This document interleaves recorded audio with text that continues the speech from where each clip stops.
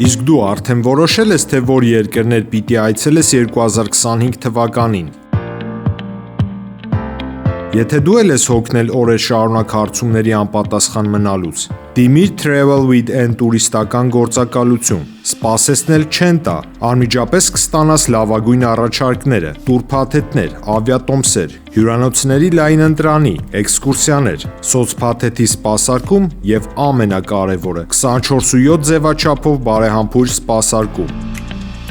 Travel with N 095 89 20 48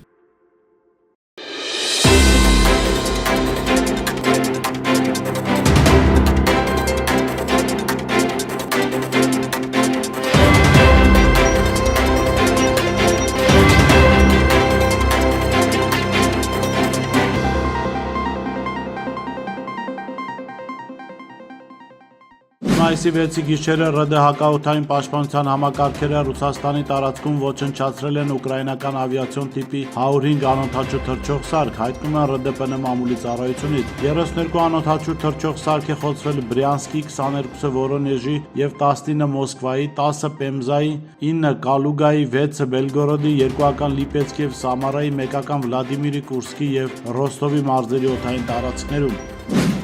ՌԴ անվտանգության խորհրդի քարտուղար Սերգեյ Շոյգուն հայտարարել է, որ ՆԱՏՕ-ն եւ ԵՄ-ն ծրագրեր են գործարկել Ռուսաստանի հետ ռազմական հակամարտությանը նախապատրաստվելու համար։ Նա հավելել է, որ Ռուսաստանը պետք է բոլոր ջանքերը գործադրի արևմուտքում վերածնվող նացիզմին հաղթելու համար։ Շոյգուն նշել է, որ եվրոպական վերնախավերը, որոնց գրգռում եւ հովանավորում են Մեծ Բրիտանիան եւ Ֆրանսիան, շարունակում են հայտարարել Ռուսաստանի Դաշնությանը ռազմավարական պարտության մատնելու անհրաժեշտության մասին։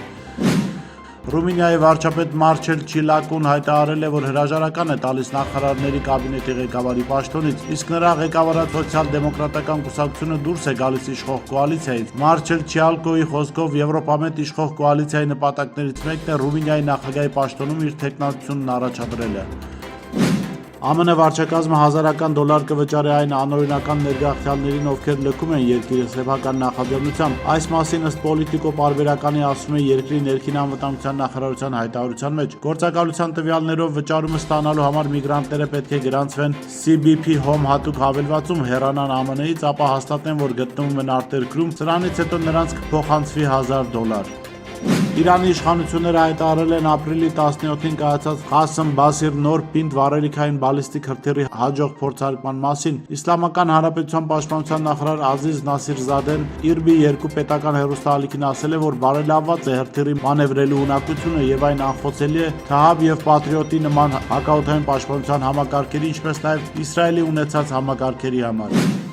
Իրանի արտգործնախարար Աբբաս Արաղչին Իսլամաբադ կատարած պաշտոնական այցի շրջանակում բանակցություններ է վարել Պակիստանի արտգործնախարարի հետ եւ նախանշել իր այցի 3 հիմնական նպատակները։ Հարավային Ասիայում տեղի ունեցող զարգացումների քննարկում, Իրանի եւ Միացյալ Նահանգների միջև անուղղակի բանակցությունների վերաբերյալ կարծիքների փոխանակում եւ երկկողմ համագործակցության զարգացում։ ԵՄ դիվանագիտության ղեկավար Կայա Կալասը 2024 թվականի դեկտեմբերի 1-ին պաշտոնում նշանակվելուց ի վեր առաջին անգամ Իրանի արտաքին գործերի նախարար Աբբաս Արաղչի հետ խոսել է Իրանի միջուկային ծրագրի շուրջ։ Այդ մասին Կալասը գրել է X սոցիալական հարթակում։ Զրուցել եմ Իրանի արտաքին գործերի նախարար Աբբաս Արաղչի հետ, ընդգծելու ԵՄ-ի աջակցությունը դիվանագիտությանը միջուկային հարցի շուրջ եւ տարածաշրջանում ապաեսկալացման համար, գրել է նա։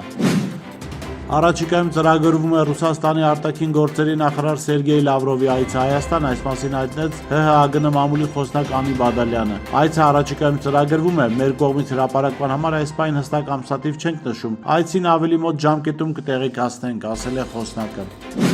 Հնդկաստանը դադարեցրել է Պակիստանին ջրի մատակարարումը Բագլիհար ամբարտակով, որը գտնվում է Ջամու եւ Քաշմիր նահանգի Չենաբ գետի վրա, այս մասին հաղորդում է Hindustan Times-ը։ Մենք փակել ենք Բագլիհարում հիդրոտեխնիկական կառույցի ջրարգելակները, մենք մաքրել ենք ջրամբարը տիղմից եւ այն պետք է նորից լցվի։ Գործընթացը սկսվել է շաբաթ օրը։ Հրատարակությանը հայտնել է պետական հիդրոէներգետիկ ընկերության պաշտոնյան, որի անունը չի նշվում։